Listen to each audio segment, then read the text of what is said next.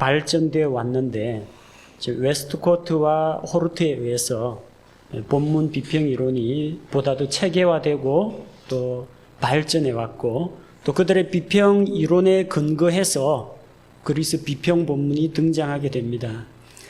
웨스트코트와 호르트는 왜 그러면은 이런 본문 비평을 하고 또 이 새로운 그리스 본문을 만들어내려고 했느냐? 그들의 목적은 하나님께서 성경을 보존해 주신다. 이 사실을 믿지 못했던 겁니다. 그래서 하나님께서 보존하신 수용 본문에 대해서 상대적으로 이제 부정적인 그런 편견을 가지고 있었고 또 모든 교회에서 인정을 받던 그런 비잔틴 본문을 제거하는 것을 목표로 삼았던 것입니다. 웨스트코트와 호르트의 주장에 의하면은 사본들은 계열과 이제 그룹이 있다. 그런 이론에 따라서 계통 이론에 따라서 비잔틴 본문을 시리아 교정본이라고 불렀습니다. 시리아 사본이라고 부르지 않고 시리아 교정본이라고 부르고 시리아 본문이 안디옥 본문이 보다 더 후대에 나왔다고 주장을 합니다. 자, 그런 주장 가운데 하나가 수용 본문은 여러 다양한 이문들이 합성된 것이라는 그런 주장을 합니다. 누가복음 24장 53절 말씀을 보면 예수님께서 승천하신 이후에 그들이 예루살렘으로 돌아가서 계속해서 성전에 있으면서 하나님을 찬양하고 찬송하니라. 아멘. 이렇게 기록되어 있습니다. 그런데 알렉산드리아 본문에 의하면 어떻게 되어 있느냐? Blessing God, 하나님을 송축하다. 그걸로 되어 있고요. 서방 본문에 의하면은 서방 본문이라는 것은 동로마 서로마 할 때 그 서방을 이야기합니다. 바티칸 계열에서는 Praising God, 하나님을 찬양하였다. 그렇게 기록되어 있습니다. 그런데 보존된 안디옥 본문, 시리아 본문에는 Praising and Blessing God, 찬양하고 찬송하니라. 아멘. 이렇게 기록이 되어 있습니다. 그래서 이렇게 나란히 늘어놓고 보니까 웨스트코트와 호르트 입장에서는 어때요? 알렉산드리아 본문에 있는 블레싱하고 서방 본문에 있는 프레이징을 같이 융합시켜서 합성해서 프레이징 앤 블레싱이라는 긴 구절을 만들었다는 이야기입니다. 이해가 됩니까? 그래서 짧은 알렉산드리아 본문 그리고 짧은 서방 본문을 결합해서 수용 본문은 더 길어졌다. 요와 비슷한 사례를 이런 사례들을 8개 거론을 하면서 수용 본문은 합성 본문이다. 더 오래된 본문에 나오는 것들을 조합해서 만든 것이다. 따라서 수용 본문은 이전에 있던 어떤 이문들을 결합했으니까 원본이 되는 그 이문들이 훨씬 더 옛날 것, 더 오래된 것이 아니냐. 그런 주장이죠. 따라서 더 후대에 나온 것이고 초기에 나왔던 것들을 조합해서 만든 것이기 때문에 열등한 본문이라는 그런 주장이 나옵니다. 그럼 거꾸로 한번 생각을 해보겠어요. 시리아 본문은 Praising and Blessing God이죠. 그런데 성경 말씀을 훼손하기 좋아하는 지난번에 이야기했죠. 추측교정이라는 것은 성경 필사가 편집가가 이 구절이 왜 여기에 들어와 있느냐, 이거는 없어야 마땅한 구절이다 생각하면 자기의 추측에 기초해서 삭제하는 거예요. 오리겐 같은 사람이 이 프레징하고 블레싱하고 비슷한 거 아니냐, 이게 비슷한 거 2개나 넣을 필요가 있느냐, 프레징 지우자, 블레싱 갓 이렇게 만들면은 알렉산드리아 본문이 그렇게 나올 수 있다는 겁니다. 또 이 서방 본문, 바티칸 본문도 이 옮겨 적는 과정에서 프레이징 앤 블레싱 가운데에서 하나를 누락해서 블레싱을 삭제해버리면은 프레이징 갓이 나옵니다. 거꾸로 해석해도 말이 되죠. 자, 그래서 이런 식으로 2개의 본문을 결합해서 만든 것이 아니라 그 반대일 가능성은 전혀 이야기를 안 하고 있다는 거예요. 자기들이 삭제했으면서 다른 데에서 끌어와서 추가했다라고 보는 입장이 웨스트코트와 호르트의 본문 비평 이론입니다. 성경이 그 이단들에 의해서 또 성경 보존을 믿지 않는 학자들에 의해서 오르겐이나 유세비우스나 제롬이나 이런 사람들에 의해서 삭제될 가능성은 생각하지 않고 삭제되어 내려온 그게 진짜라고 생각하고 원본이 어떤 다른 이유로 본문을 추가했을 것이라고 보는 그런 견해입니다. 또 이들의 주장에 의하면 시리아 본문, 안디옥 본문에 대한 초기 교회 지도자들의 증언이 부족하다고 봅니다. 비잔틴 본문을 입증한 최초의 교회 지도자는 크리소스톰이라는 학자인데 이 사람은 AD 약 347년에서 407년경, 그러니까 약 4세기경에 살았던 사람입니다. 그런데 알렉산드리아 본문을 지지하고 증언한 사람은 오리겐이라는 사람이죠. 오리겐은 AD 185년에서 254년의 사람입니다. 교회 지도자들의 증언을 보면 오리겐이 알렉산드리아 본문을 먼저 이야기했고 그 후대 사람인 크리소스톰이 비잔틴 본문을 입증했기 때문에 비잔틴 본문은 AD 4세기까지는 존재하지 않았다라고 주장을 하는 겁니다. 자, 이 주장 역시 마찬가지입니다.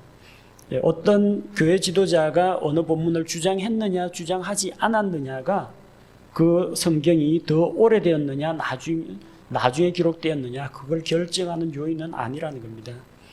연대기만 놓고 보면 그렇겠지만 크리소스톰은 그 당시에 여러 가지 다른 안디옥 본문이나 다른 본문들 여러 가지를 다 이야기를 했어요. 그런데 이 시리아 본문을 사용한 초기 교회 지도자들을 웨스트코트와 호르트가 크리소스톰 이외의 다른 사람에 대해서는 이제 언급을 하지 않았다는 그런 문제점이 있습니다. 또 내적 증거로 볼 때 아까 성경 비평, 본문 비평의 원리에 대해서 몇 가지 살펴봤죠. 내적 증거로 볼 때 비잔틴 본문이 열등하다고 주장하는 이유는 수용 본문이 더 길다라는 겁니다.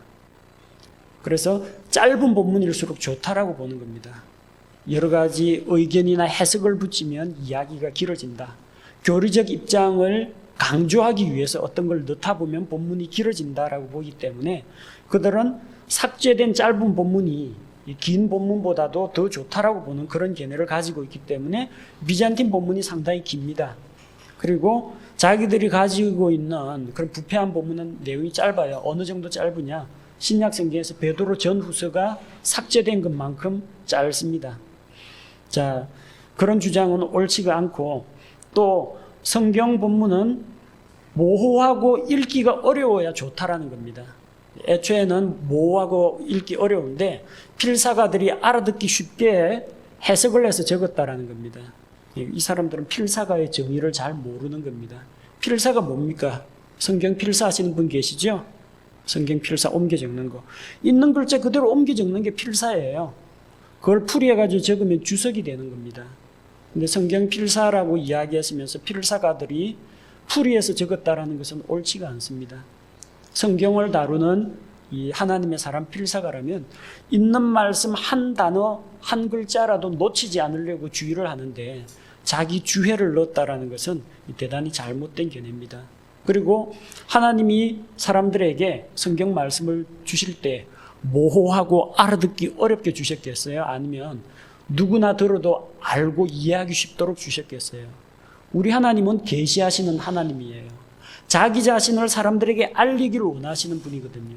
자, 그렇다면 그 하나님께서 교회에 자기의 말씀을 영감으로 주실 때 이렇게도 해석 가능하고 저렇게도 해석 가능한 모호한 불분명한 의미로 이 문장을 주시겠어요? 아니면 깔끔하게 딱 부러지게 알아듣기 쉽게 말씀을 주시겠어요? 성경은 누구나 쉽게 읽고 듣고 이해하라고 주신 말씀입니다. 그래서 성경 말씀 본문이 보존된 본문이 더 쉬울 수밖에 없어요. 애초에 말씀이니까. 왜 이해하기가 어려워요? 중간에 단어 몇 개 삭제해버리면 이게 말이 안 통하게 됩니다. 요한일서 5장 7절을 삭제하고 6절에서 8절 넘어가려고 하면 문법적으로 말이 안 돼요, 이게. 왜 이게 남성 명사하고 이게 중성 명사가 있는데 왜 관사하고 그 명사하고 서로 호응이 달라지느냐? 말이 안 되도록 되어 있습니다. 중간에 구절들 빼버리면은 말이 안 되게 되어 있어요. 마가복음 마지막에 나오는 12구절, 예수님 부활했다는 소식을 듣고 딱 깜짝 놀라는 걸로 성경이 끝나면 얼마나 이상합니까? 예수님께서 나타나셔서 부활하신 것을 보여주고 모든 창조물에게 복음을 전파하라고 하고 그들 가운데서 올려가시고 부활승천 이야기가 나와야지 예수님 부활하셨다는 이야기 듣고 놀라고 두려워하는 걸로 마가복음이 끝나면 이 얼마나 허망합니까? 마태, 누가, 요한복음하고 비춰봐도 전혀 맞지가 않다는 겁니다. 그렇게 모호한 본문이 자기들은 더 좋다라고 이야기하는 겁니다. 그러면 있지도 않은 부활을 설명하기 위해서 후대 사람들이 마가복음 12구절을 적어 넣었겠습니까? 그렇지 않다는 거예요. 마태, 누가복음하고 비춰보더라도 예수님 부활의 소식을 들은다면 처음에는 두려워하고 놀라지만 부활하신 주님을 만나고 나서 주님께서 너에게 평안이 있을지어다. 평강을 주시고 또한 승천하시고 다시 오신다는 그런 약속을 주시는 게 자연스러운 흐름이라는 겁니다. 자, 그래서 이런 웨스트코트와 호르테의 주장은 기존의 부패한 본문이 더 좋다라는 것을 입증하기 위해서 자기들이 만들어낸 이 논리에 불구하다는 겁니다.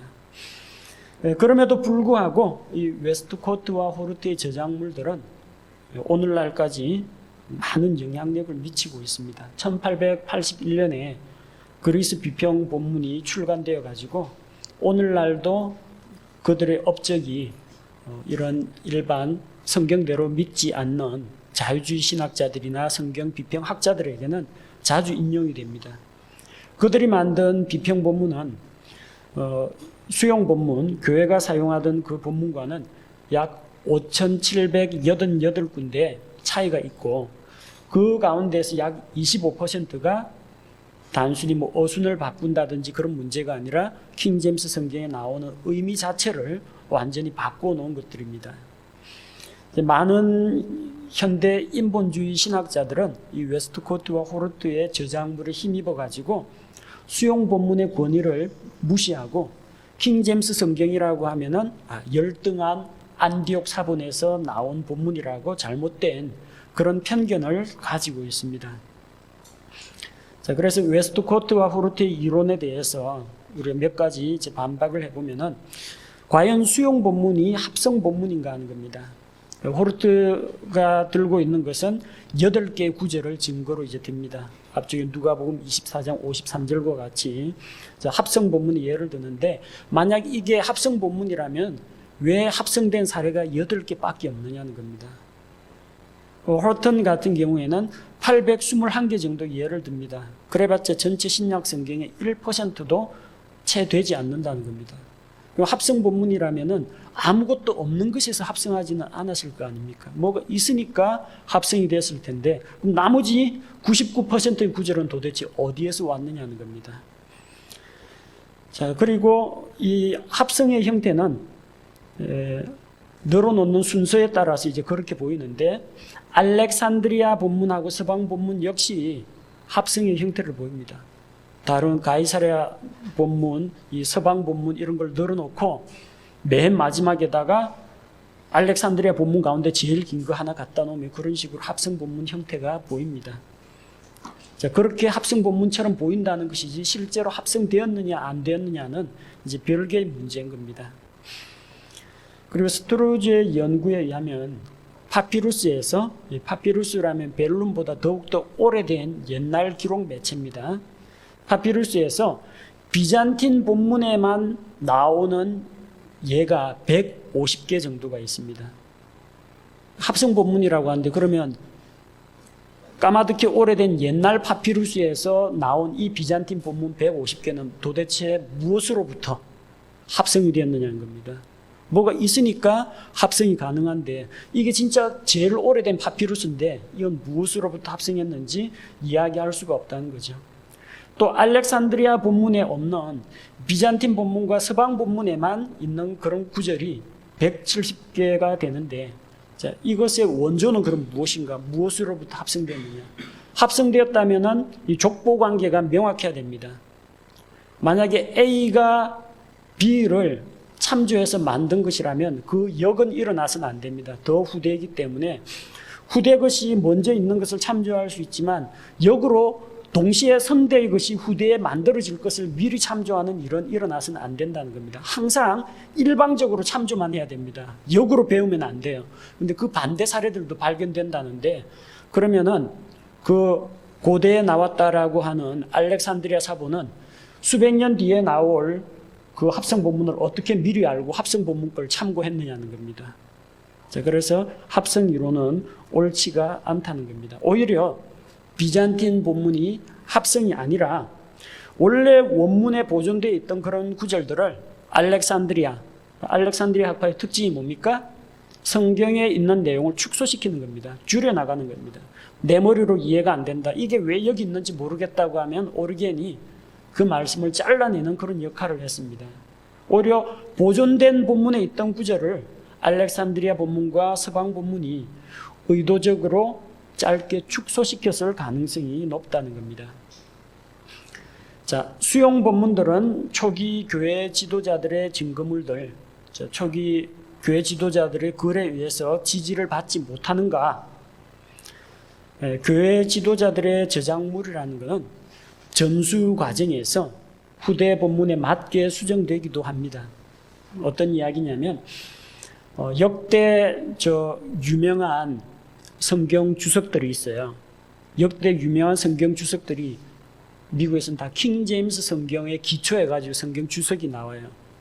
그런데 점점 현대판 NIV라든지 이런 성경들이 많이 보급되니까 그런 사람들을 위해서 킹 제임스 성경으로 되어 있는 그 주석을 NIV로 바꾸는 경우가 있어요. 그 주석 내용은 그대로 두고 인용하는 구절만 바꿔요.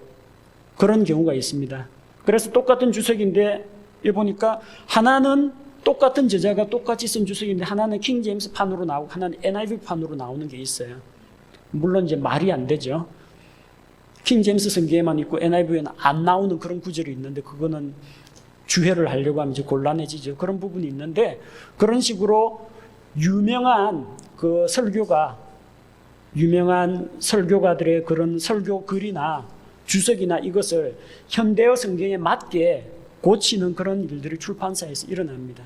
마찬가지로 이 교회 지도자들이라는 이런 사람들의 저작물이 있는데 그 저작물을 다음 세대로 내려오면서 기존에는 안디옥 사본의 기초에서 그대로 옮겼는데 교회 지도자들의 인용구 같은 성경 구절들을 그 구절에 대한 해석은 그 지도자 걸 그대로 남겨두는데 최근에 등장한 바티칸 사본에 맞추어서 교회 지도자들의 저작물을 고치는 그런 일들이 있다는 겁니다. 따라서 교회 지도자들의 저작물은 영감받은 문서가 아니기 때문에 이 성경 본문이 이거냐 저거냐를 판별하는데 절대적 기준은 될 수가 없다는 이야기입니다. 그리고 니케아 공회가 일어나기 이전에 교회 지도자들은 거의 대부분 라틴 계열이나 알렉산드리아 계열에 속해 있었습니다. 교회 지도자들이 그 당시에 보십시오. 최초로 그 교회 공회를 소집한 사람이 누굽니까? 콘스탄틴이 자기가 로마 지역에 있는 교회를 대표하는 마치 자기가 최고 감독인 것처럼 해가지고 공회를 다 소집을 했어요. 그러다 보니까 전부 다 이제 로마의 지배와 영향을 받는 이런 사람들이 소집을 되는 겁니다. 거의 대부분 라틴 계열, 알렉산드리아 계열이고 하나님의 말씀대로 믿는 그런 침례 성도들은 로마의 그 정치와 연합한 기독교, 여기에는 관여 안 하려고 해서 대부분 공교회 이런 데다 출석을 안 하고 참여를 안 합니다. 그러니까 사회적으로 영향력 있고 저서를 남길 수 있는 사람은 누구냐면 다 그렇게 종교 권력을 가지고 있는 그런 교회 지도자들이 거의 대부분이라는 겁니다. 시리아 출신, 안디옥 출신의 교회 지도자는 없느냐? 있습니다. 다만 호르트가 그런 교회 지도자를 언급을 하지 않았다는 것이 이제 문제라는 겁니다. 자, 버건이라는 학자가 연구한 바에 의하면 전체 교회 지도자들이 인용한 성경 기록 인용구가 86,000개가 넘어가는데 그 가운데 거의 다수를 차지하는 것이 안디옥 사본에서 나온 성경 구절들을 인용하고 있다는 것을 발견했습니다. 그리고 밀러라는 학자의 연구에 의하면 AD 400년 이전에 그리스와 라틴 교회 지도자들의 저작물에 대한 그 비잔틴 본문의 비율을 살펴보면 약 3대 2 정도로 안디옥 본문이 훨씬 더 우수하게 나타났다고 합니다. 또 수용 본문에는 있지만 알렉산드리아나 서방 본문에는 없는 구절들이 다수 나온다는 겁니다. 마태복음 9장 13절에 건강한 사람들에게는 의원이 쓸데없지만 병든 자에게 쓸모가 있다고 했는데, 나는 죄인들을 불러 회개하게 하려고 왔노라. 자, 근데 알렉산드리아 사본에는 어떻게 되어 있어요? 나는 죄인들을 부르러 왔노라. 내가 의인을 부르러 온 것이 아니요 죄인을 부르러 왔노라. 회개라는 걸 빠뜨렸어요. 마가복음 1장 2절 지난 시간에도 다루었습니다만 대언자들의 글에 이래 돼 있는데, 거기에다가 대언자 이사야의 글에하고 변개시켰다고 했죠. 왜? 추측교정. 이거 보니까 침례자 요한이 주의 앞길을 예비하는 거다라고 생각했는데, 뒷부분에 나오는 2절은 이사야 대언자의 글이고 앞쪽에 내가 내 사자를 내 앞에 보낸다라는 것은 말라기 3장 1절의 말씀이에요. 그러니까 대언자들이 맞습니다. 누가복음 2장 14절 땅에서는 평화와 사람들을 향한 선하신 뜻이로다. 자, 선하신 뜻이 어떻게 됐어요? 땅에서는 기뻐하심을 입은 사람들 중에 평화로다. 하나님의 선하신 뜻, 예수 그리스도가 이 세상에 오시는 것이 하나님의 선하신 뜻이라는 것을 빼버리고 땅에는 기뻐하심을 입은 사람들 중에 평화로다, 이렇게 바꿔놨다는 겁니다. 누가복음 24장 42절 예수님 부활하신 이후에 그들에게 음식을 먹는 모습을 보여줍니다. 내가 영이 아니라 몸을 가지고 부활했다, 살과 뼈가 있다는 걸 보여주기 위해서 그들이 구운 생선 한 토막과 벌집 한 조각을 그분께 드리매, 괄호에는 벌집 한 조각이 알렉산드리아 사본에는 없다라는 겁니다.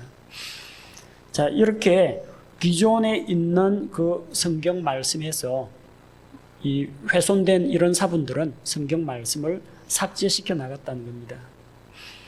자, 수용 본문은 열등한 본문인가?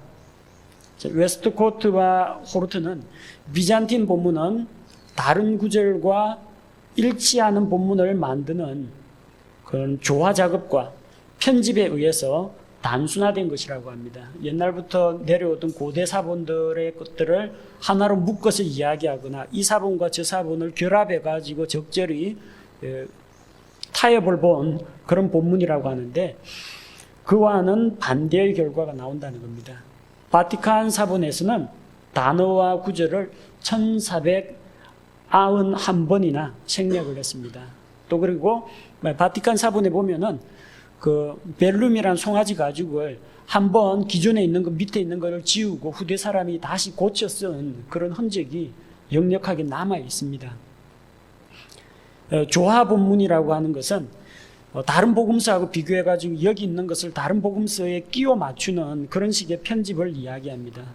근데 마태복음 24장 36절 말씀을 보면, 그러나 그날과 그 시각은 결코 아무도 알지 못하나니 하늘의 천사들도 알지 못하고 오직 내 아버지만 아시느니라, 이렇게 되어 있어요.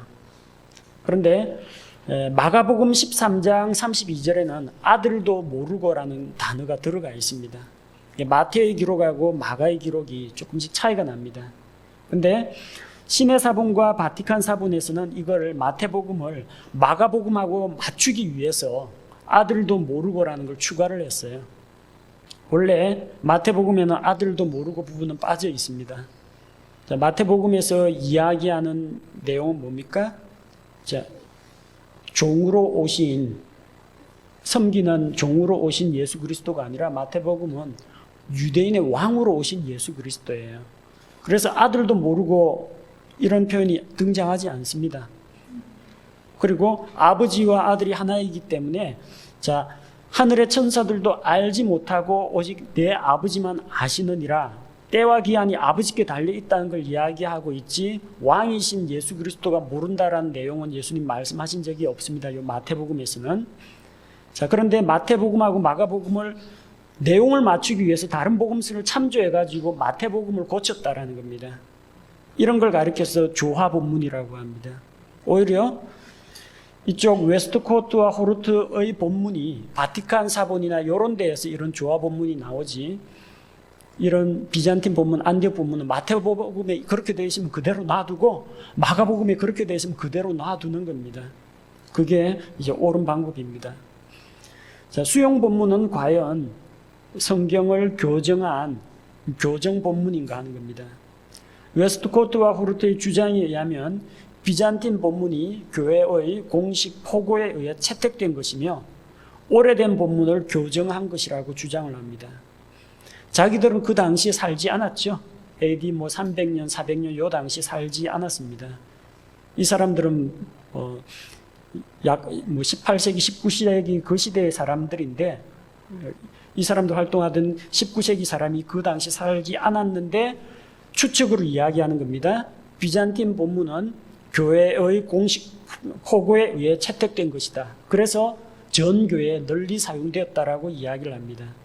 그러나 비잔틴 본문을 의무적으로 사용해야 한다라는 교회의 공식 포고는 교회사를 아무리 뒤져봐도 특정 본문을 사용하라 사용하지 말라는 그런 이야기, 비잔틴 본문을 사용하라는 이야기는 안 나옵니다. 나온다면 어떤 기록이 나오느냐. 콘스탄틴 황제가 로마 가톨릭 교회 전체를 다스리기 위해서 통일된 성경을 만들기 위해서 신학자들을 동원해가지고 오리겐의 그 사본을 만들게 하고 로마 교회가 특정한 본문, 바로 라틴 벌게이트를 로마의 표준 성경으로 공포한 이런 사례는 교회사에서 발견됩니다. 그러나 비잔틴 본문, 안디옥 본문을 교회에서 의무적으로 사용하라 이런 포고령은 한 번도 나온 적이 없습니다.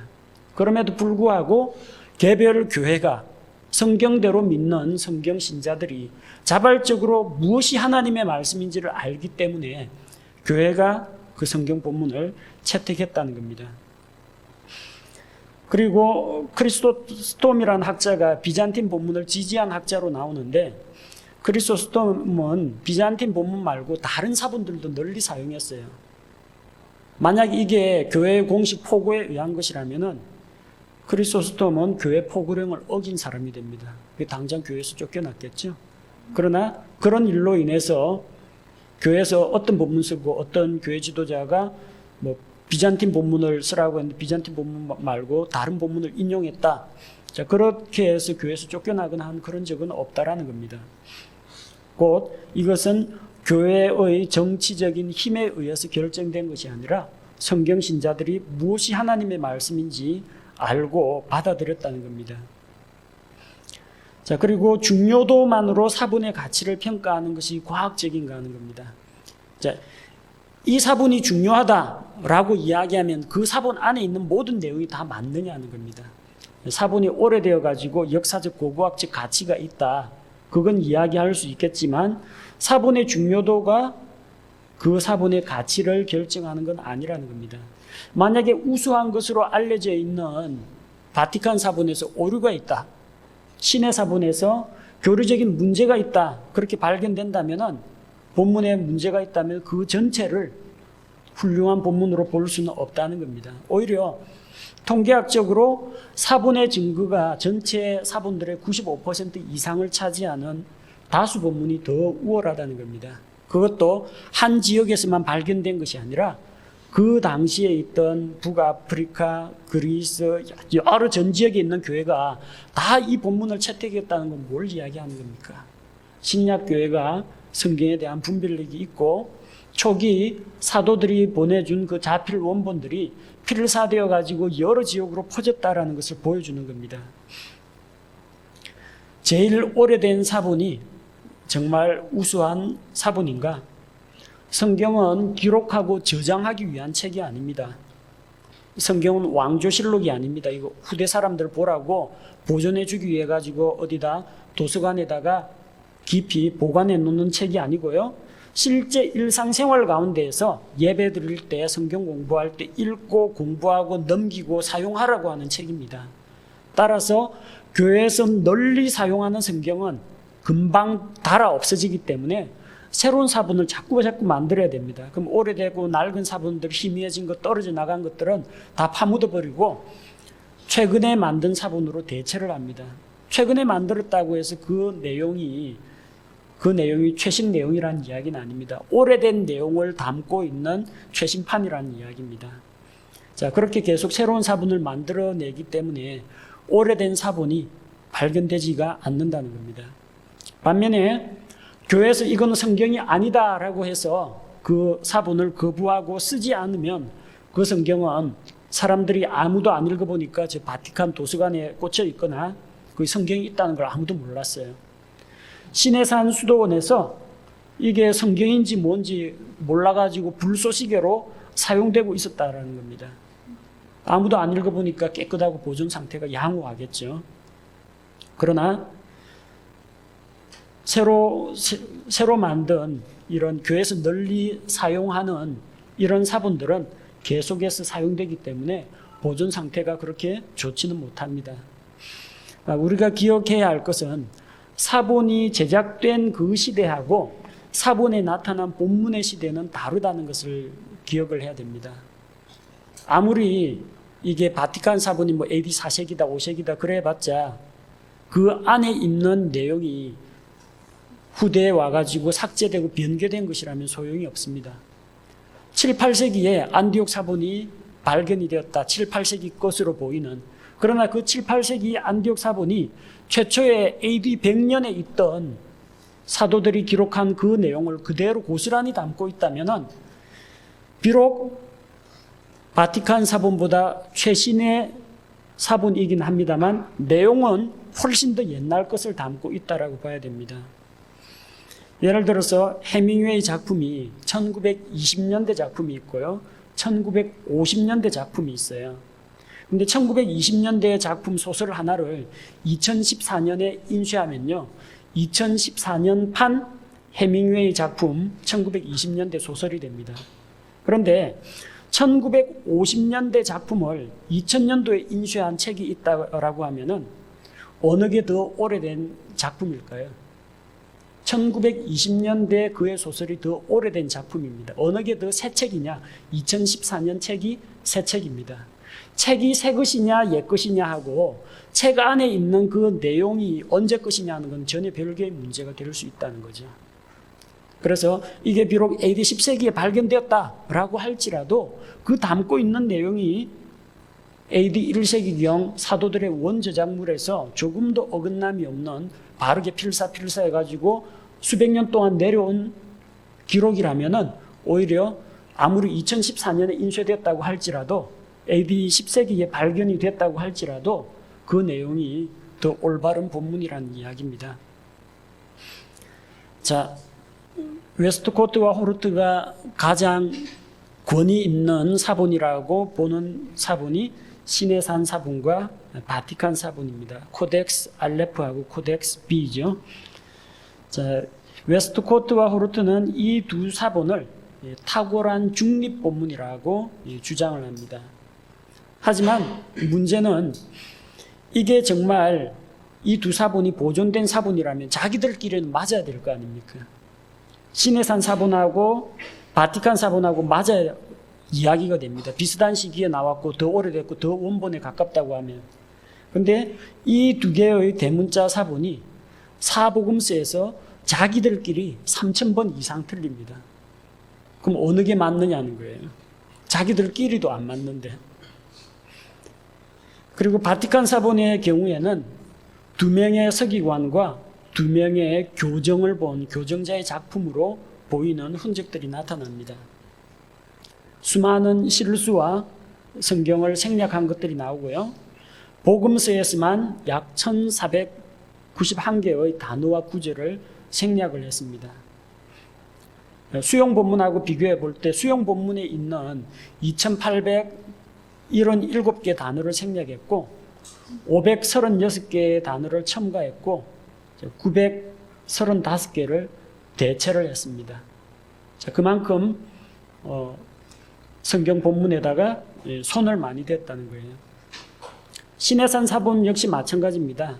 이거 역시 최소 10명의 교정자들이 교정을 본 작품이고 7세기 인물이 처음으로 교정을 시작해서 12세기 인물이 완료를 한 그야말로 이 사람 저 사람에 의해서 편집된 작품이라는 겁니다. 수용 본문과 비교하면 거의 9,000 단어가 다른데 시내산 사본은 그래도 가끔 수용 본문하고 대체적으로 일치하는 부분들이 등장합니다. 또 이 시내산 사본에는 허마의 목자, 헤르메스의 목자, 바나바 서신, 그리고 디다케, 12사도 교훈집이라는 이런 위경들도 포함을 하고 있습니다.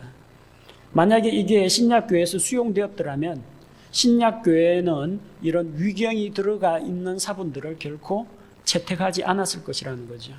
따라서 이것은 위경을 성경으로 인정하는 어떤 신학자, 필사가들이 이것을 보존해 온 것이지 신약교회가 보존을 해온 그런 성경은 아니라는 것을 알 수가 있습니다.